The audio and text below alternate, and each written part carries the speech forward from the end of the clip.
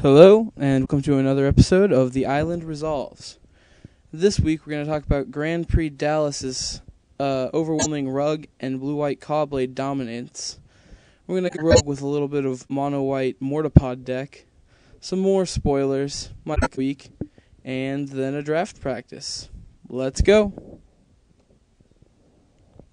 So Grand Prix Dallas is come and gone, and at the end of the day, there were 4 white-blue Cobblades and 4 Rug decks in the top 8. Now, this proves that Rug is such a good deck. Honestly, it has the most raw power of any deck. Cobblade is just a lot more consistent and shows up in more force.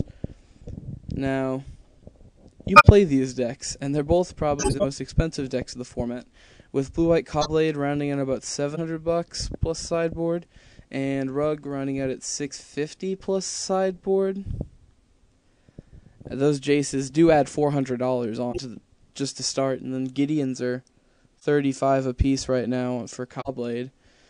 If you want to play Cobblade, there's blue Cobblade, there's dark, there's Angry Bird, but white-blue Cobblade seems to have dominated the format at Dallas, and then Rug has been smashing in with Precursor Golem, this deceptive 5 for a 9/9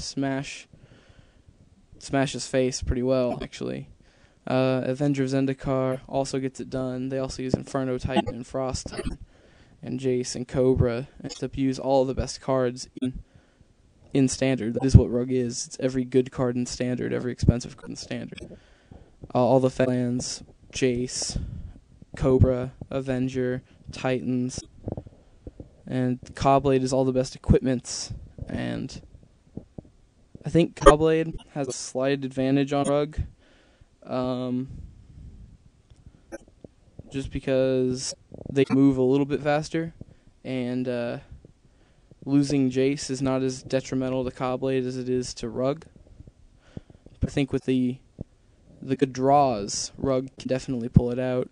But that's what Rug mostly is if you get good draws, you can do crazy things. I like the Precursor Golem catching on, as he is the worst possible turn 3 play, which is incredible play. Turn 3 is drop a fetch, pop it, pay 5 for a Precursor Golem, and that is the worst option if you had a turn 2 Lotus Cobra. So that's pretty sick. Alright, moving on. Now, if you don't want to play the big decks, here's a fun deck that I've seen that works out pretty well against Rug and Cobblade. You'll lose pretty bad to Kuldotha Red, and sometimes you lose to just random red goblins. But against Boros, you do pretty good if they don't get Leyline out on you. So essentially, what you're doing with this deck here is you're abusing a few things. You're abusing MORTAPOD to pop permanents off, Mimic Vat and Sun Titan and Amir to bring them back. And Glimmerpoint Stag is nice, give you a few more activations of that Pilgrim's Eye to help you get your Amirias active. Now, I really like this deck. The Perilous Mirror, putting a MORTAPOD on it, lets you bolt. You can block bolt, which is pretty good. The Life Staff helps you just gain life, keep you ahead of Cobblade. If you have Perilous Mirror holding the MORTAPOD and the Life Staff, you can pop it off, just kill Hawks. Perilous Mirror is colorless, so it doesn't matter what protection they have, you can kill Hawk with sword. So that helps out a lot in the Cobblade matchup. It also forces them to Fate Seal as soon as they play Jace, because you'll just kill Jace with the Perilous on the MORTAPOD. But essentially, you can just hold out, and you can Day of Judgment your own guys even until you get Mimic Vat with Titan on it, which is incredible, or activate Amiria. And then once you have active Amiria, it's really hard for you to lose unless they Terramorphic or Tectonic Edge your Amiria. But other than that, yeah, this is a pretty fun deck. Check it out if you got the time. So more spoilers, and I'm quite excited about this one. Surgical Extraction. Yes, Extirpate is back in Standard, people. And I think it's a another big push to the mono black deck that will be surfacing very soon once this set releases. I mean, you can extirpate for 2 life. You don't even have to pay mana, and that means you can do it turn 0 before they go swamp, tap, duress you. If they don't take the surgical extraction, you can surgical extraction the duresses. Or if preordain turn 1, you can surgical extraction preordain. Or against Boros, you can get rid of their Arid Mesas if they do that. I do love the play of turn 1 swamp, tap, duress their Jace, and then extract it immediately. I think that's a really good play against Coblin. Or Inquisition them, take out bird, and then extract all their birds. And later on you'll Memoricide Gideon or something.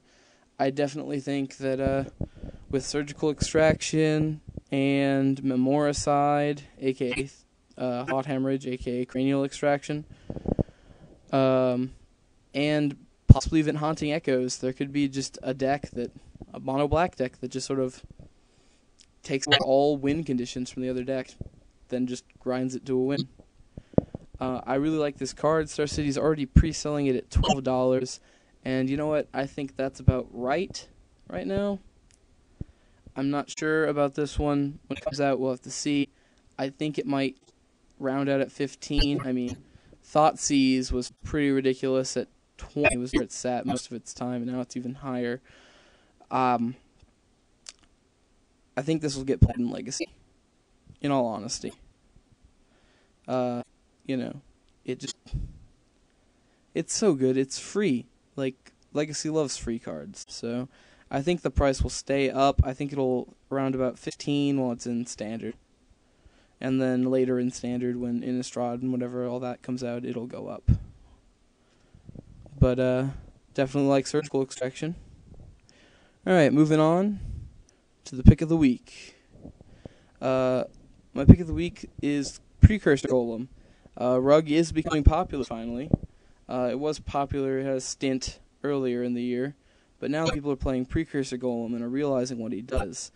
He's only $2 right now, expecting him to at least hit 6 if this Rug keeps up.